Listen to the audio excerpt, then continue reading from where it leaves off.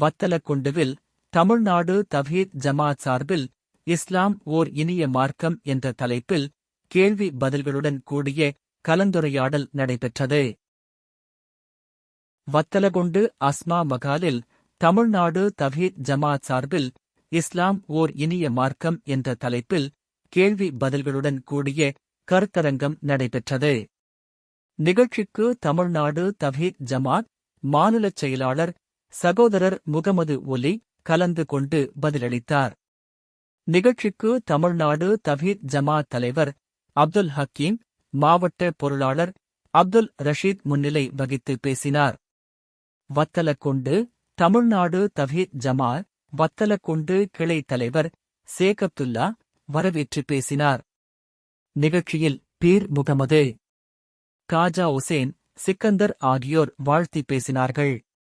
இதில் ஏராளமான பிற மத சகோதர சகோதரிகள் கலந்து கொண்டு பல்வேறு இஸ்லாம் குறித்த கேள்விகளை கேட்டு பயனடைந்தனர். கேள்வி பதில் நிகழ்ச்சியில் பெண்கள் எதற்காக பர்தா அணிய வேண்டுமென இறைவன் கூறுகிறான்? அவர்கள் கண்ணியமானவர்கள் என அறியப்பட்டு நோவனே செய்யப்படாமலிருக்க இது சுலபமான வழியாகும்.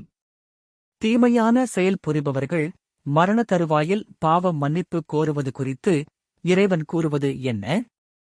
இன்னும் எவர்கள் தீவினைகளை தொடர்ந்து செய்து கொண்டே இருந்து முடிவில் அவர்களை மரணம் நெருங்கிய போது நிச்சயமாக இப்பொழுது நான் பாவங்களுக்காக வருந்தி மன்னிப்பு தேடுகிறேன் என்று கூறுகின்றார்களோ அவர்களுக்கும், எவர் காவிர்களாகவே மறிக்கிறார்களோ அவர்களுக்கும் பாவ மன்னிப்பு இல்லை. இத்தகையோருக்கு துன்பம் கொடுக்கும் வேதனையையே நாம் சித்தப்படுத்தி வைத்துள்ளோம். தங்கம் மற்றும் வெள்ளிக்கு ஜக்காத் கொடுக்காதவர் பற்றி குர்ஆன் என்ன கூறுகிறது?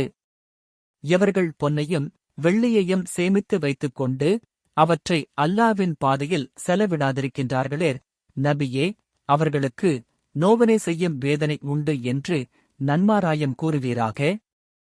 நபியே, அவர்களுக்கு நீர் அந்த நாளை நினைவூட்டுவீராக.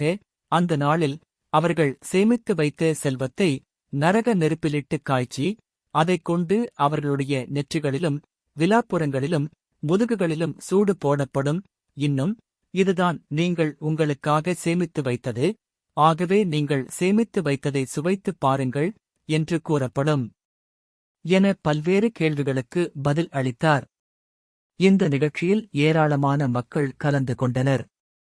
அனைவருக்கும் எளிய முறையில் படிக்கும் வண்ணம் தமிழில் மொழியாக்கம் செய்யப்பட்ட திருக்குர்ஆன் புத்தகம் வழங்கப்பட்டது.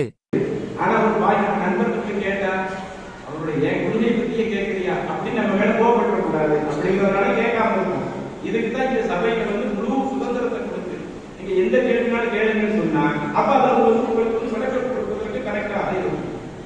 இஸ்லாமிய மார்க்கத்துல எடுத்து பார்த்தீங்கன்னா இறைவனை நாங்கள் வணங்கி வழிபடுவதற்காக உலகத்துல பல பகுதிகளில் பள்ளிவாசல் கேட்போம். அந்த பள்ளிவாசல போய் நாங்க வணக்க வழிபாடுகள் செய்வோம். அதுல இன்றைக்கு நீங்க பாத்தீங்கன்னா பெரும்பாலான பள்ளிவாசல்கள்ல பெண்களை அனுமதிக்கிறது இல்லை. அது ஆரம்பத்துல இன்னைக்கு அதற்கு மாற்றங்களும் இருக்குது. ஒரு 10 வருஷம் 15 வருஷத்துக்கு முன்னாடி பாத்தீங்கன்னா பெரும்பாலான பள்ளிவாசல்ல யார் அனுமதிக்க மாட்டாங்க, பெண்களை அனுமதிக்கவே மாட்டாங்க. குறிப்பா வெள்ளிக்கிழமை சிறப்பு தொழுகை முஸ்லிம்கள் சொல்லுவாங்க, அது உங்களுக்கு தெரியும். அந்த வெள்ளிக்கிழமை நாங்க அந்த மதிய நேரத்தில் தொழுகக்கூடிய தொழுகை ஜும்மா தொழுகைன்னு சொல்லுவோம்.